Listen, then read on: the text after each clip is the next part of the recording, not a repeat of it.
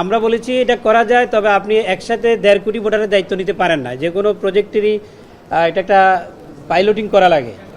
আমরা পাইলটিংয়ের কথা বলেছি। আপনি প্রয়োজনে 10 লাখ ভোটার টানেন, কিন্তু এটা পাইলট বেসিসে হোক। তা আমরা আমাদের মতামত দিয়েছি প্রক্সি ভোটিংয়ের ক্ষেত্রে, বিশেষ করে এটা ব্যাপক গবেষণার বিষয় আছে। আর বাকি আমরা বলেছি প্রবাসী যারা, এদেরকে যাচাই বাছাই করে সবাইকে এনআইডি দিয়ে দেওয়ার জন্য, এটা আমরা মতামত দিয়েছি। আজকে প্রবাসীদের ভোটের অধিকার নিয়ে আজকে সেমিনার ছিল, এবং ভোটের অধিকারটা তারা কিভাবে প্রয়োগ করবে এ বিষয়ে টেকনিক্যাল 3টা কমিটি ওনাদের রিপোর্ট পেশ করেছেন এখানে। আমরা সেগুলো শুনেছি এবং আমাদের মতামত দিয়েছি। তো বিষয় হচ্ছে যে প্রবাসীদের ভোটের বিষয়ে আমাদের আরপিওতে আগে থেকেই আছে, সেটা হচ্ছে পোস্টাল ভোট। তো বিগত সময়ে, অর্থাৎ বাংলাদেশ স্বাধীন হওয়ার পর থেকে আজ পর্যন্ত প্রবাসী কোনো ভোটার একটাও পোস্টাল ভোট প্রয়োগ করতে পারে নাই, অর্থাৎ যে আইনে আছে কিন্তু এটা প্রয়োগ হয় নাই। এটার কারণ ওনারা জানিয়েছেন, এটা যে দীর্ঘ সময় লাগে, এই সময়ের মধ্যে এটা আসলে সম্ভব না।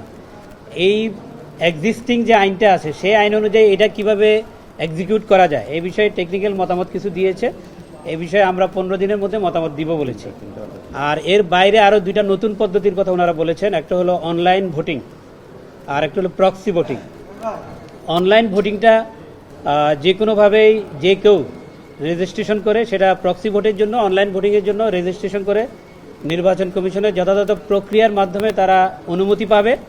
তারপর হচ্ছে তারা তাদের ভোটাধিকার প্রয়োগ করবে। এই জায়গায় এসে টেকনিক্যাল কমিটি অনেকগুলো মতামত দিয়েছেন। এটা আসলে অনেক সময় হ্যাকিং হয়, অনেক সময় এটা আপনার ডাইনেরটা বামে চলে যায়, বামেরটা ডানে চলে যায়। এগুলোর কারিগরি সমস্যা কিছু আছে, এবং পৃথিবীর অনেক দেশ এটা শুরু করে আবার রিটার্ন করেছে। এই পরিসংখ্যান ওনারা দিয়েছে। তা আমরা আমাদের মতামত দিয়েছি প্রক্সি ভোটিংয়ের ক্ষেত্রে, বিশেষ করে এটা ব্যাপক গবেষণার বিষয় আছে। বান্ডেল থাকলে প্রতি সেনমানিতে টাকা বাঁচবে। বিকাশ সেনমানি বান্ডেল কিনে জিতুন প্রতি লেনদেনে। কারণ প্রায় 1.5 কোটি ভোটার বাইরে আছে। তো 1.5 কোটি ভোটার, প্রতিটা আসনের জন্য 50,000 ভোট। তো এটা মনে করেন যে কোনো আসনের জন্য এটা একটা কি ফ্যাক্টর, যে 50,000 ভোটের মধ্যে যদি আপনার 70% একদিকে যায়, ওইটা ভোটকে প্রভাবিত করবে। সুতরাং এই প্রক্সি ভোটিংয়ে যদি টোটাল 10% ভোটার হয়, আর ওরা যদি 10% বাংলাদেশের কাউকে নমিনেট করে, তাহলে তো 20% ভোট হয়ে যায় একদিকে। তো 20% ভোট যেদিকে যাবে সেটা তো পুরাই ভোটের হাওয়া চেঞ্জ হয়ে যাবে। এই জন্য প্রক্সি ভোটিংটা কীভাবে করা যায় এ ব্যাপারে কিছু মতামত আসছে, আমরা এটা দিব বলেছি। এই ক্ষেত্রে কিছু অবজারভেশন আছে। আর অনলাইন ভোটিংয়ের ক্ষেত্রে আমরা বলেছি এটা এখনই চাইলে এটা শুরু করা যায়। পাইলটিং আমরা বলেছি এটা করা যায়, তবে আপনি একসাথে 1.5 কোটি ভোটারের দায়িত্ব নিতে পারেন না। যে কোনো প্রজেক্টেরই এটা একটা পাইলটিং করা লাগে।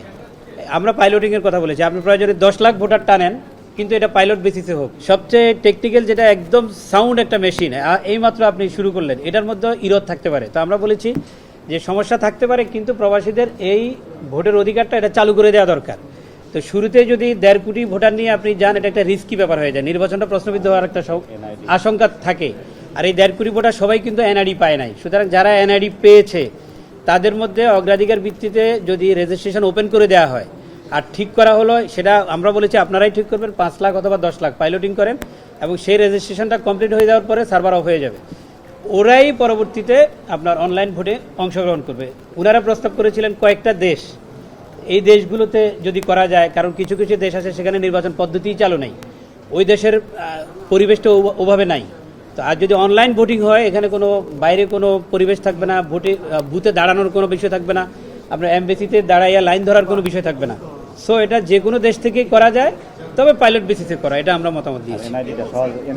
আর বাকি আমরা বলেছি প্রবাসী যারা, এদেরকে যাচাই বাছাই করে সবাইকে এনআইডি দিয়ে দেওয়ার জন্য, এটা আমরা মতামত দিয়েছি।